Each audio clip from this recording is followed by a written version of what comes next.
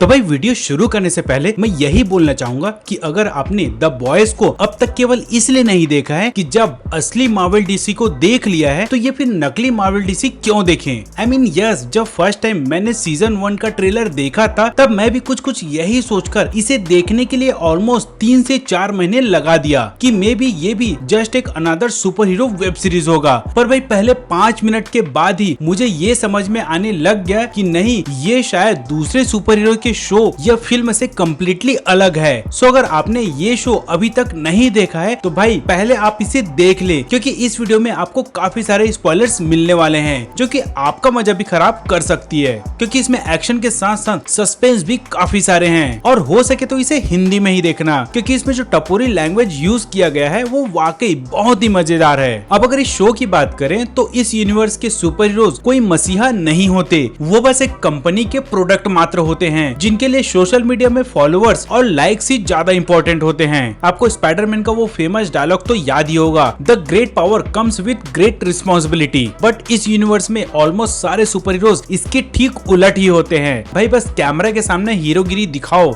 अपने आप को एक रिस्पॉन्सिबल सुपर हीरो टाइप का शो करो और उसके बदले व्यूज और लाइक्स बटोरो। पर जहाँ कैमरा नहीं है वहाँ बस उतनी ही कोशिश करो जितना हो सके, उसके बाद फिर उन्हें उसी हाल पर छोड़ दो। आई मीन एक जगह होमलैंडर जो लिटरली सुपरमैन का कॉपी है वो क्रैश होते प्लेन के पैसेंजर्स को केवल इसलिए मरने के लिए छोड़ देता है क्योंकि उस वक्त उसके पास उन लोगों को बचाने का कोई सिंपल रास्ता नहीं होता। भाई अपने आप को सुपरमैन या स्पाइडरमैन की तरह कष्ट क्यों देना, वो भी केवल 130 पैसेंजर्स के लिए। और वो यही सोचकर वहाँ से निकल जाता है। हालांकि क्वीन मेव जो लिटरली वंडर वुमेन की कॉपी लगती है उसको एक्चुअली में थोड़ी हमदर्दी रहती है, वो लोगों को बचाना भी चाहती थी पर होमलैंडर के सामने वो ऐसा नहीं कर पाती। और इसी तरह के डिफरेंट टेक डेफिनेटली आपको इस शो को लगातार देखने के लिए मजबूर करते रहेगी। आई नो अब जिसने अब तक इस शो को नहीं देखा है वो यही सोच रहा होगा कि भाई जब सुपर हीरोज ही इतने घिनौने हैं, इतने घटिया हैं, इतने कमीने हैं तो फिर क्या मतलब इसे देखने का। बट एक्चुअली यही चीज इस शो की जान है। जस्ट इमेजिन कि किसी नॉर्मल आदमी ने स्पाइडरमैन को मार डाला, जिसने लाइफ में कभी चींटी भी ना मारी हो, वो सुपरमैन को घुटने टेकने पर मजबूर कर दे।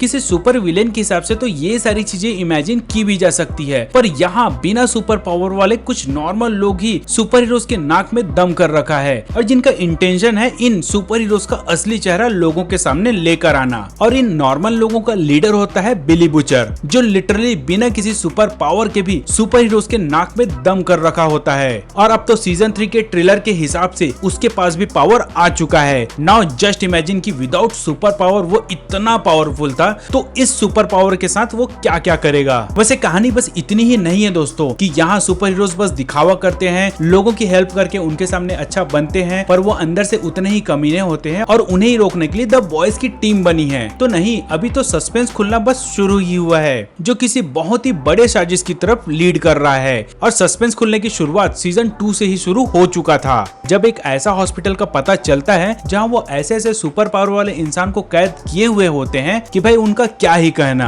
आई मीन एक के पास तो ये सुपर पावर होता है जिसे देखकर मैं बस 10 मिनट तक हंसता ही रहा। At that time I was wondering कि अगर ये सरवाइव कर जाता तो इसका सुपर हीरो नेम और कॉस्ट्यूम कैसा रहता। खैर एनीवेज ये तो कुछ खूंखार सुपर पावर वाले इंसान थे जो एक काइंड ऑफ सिंपल सा ही सस्पेंस था, क्योंकि सेकंड सीजन के लास्ट में जो सस्पेंस खुलता है वो तो भाई लिटरली सर पकड़ने के लिए मजबूर कर देता है। और यही चीज सीजन 3 के लिए भी और भी ज्यादा एक्साइटमेंट बढ़ा देता है। सो जिसने अभी अभी ये दोनों सीजन खत्म किया है उन्हें बहुत ज्यादा इंतजार नहीं करना पड़ेगा, क्योंकि सीजन 3 का डेट भी अनाउंस हो चुका है, जिसके हिसाब से अब कुछ ही दिन बचे हैं। और फाइनल ट्रेलर देखकर तो ऐसा लग रहा है कि भाई अब तक तो बस ट्रेलर था, असली पिक्चर तो अब शुरू होगा। खैर वैसे ये तो हुई सीरीज की बात, but apart from this web series काफी लोग इस पे अक्सर ये इल्जाम लगाते रहते हैं कि इसमें सारे डीसी मार्वल के कैरेक्टर को ही कॉपी किया गया है, स्पेशली डीसी से। तो यस, इस बात को डिनाई नहीं किया जा सकता, बट द थिंग इज कि द बॉयज की कॉमिक्स वाइल्ड स्टॉर्म नाम की एक कॉमिक्स कंपनी के अंडर पब्लिश होती थी, जिसके फाउंडर थे जिम ली और ब्रैंडन चॉय। अब मे बी ब्रैंडन के नाम से तो काफी लोग परिचित ना हो, पर जिम ली को तो शायद बहुत से लोग जानते होंगे। अगर नहीं जानते तो भाई sorry, you are not a true super hero fan, क्योंकि भाई जिम ली कॉमिक्स जगत के खुद ही एक सुपर हीरो हैं, जिनके लिए Marvel, DC, image comics, dark horse सब घर जैसे ही हैं। स्पेशली मार्वल डीसी के लिए तो ये इतने सारे कॉमिक्स लिख चुके हैं कि अब ये तो काउंट करना भी छोड़ दिए होंगे।